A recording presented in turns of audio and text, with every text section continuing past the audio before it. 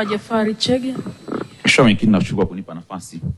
Kwa kuwa mamlaka ya mji mdogo Shirati imetajwa kwenye ilani ya Chama cha Mapinduzi na ni ahadi ya muda mrefu ya viongozi wetu wa kitaifa, lakini pia Mheshimiwa Waziri, kwa kuwa imekizi vigezo vyote vinavyohitajika ili kuwa mamlaka kamili, je, ni lini mamlaka ya mji mdogo wa Shirati sasa itapewa hadhi au itapandishwa hadhi kwa mamlaka kamili ili iweze kufanya kazi?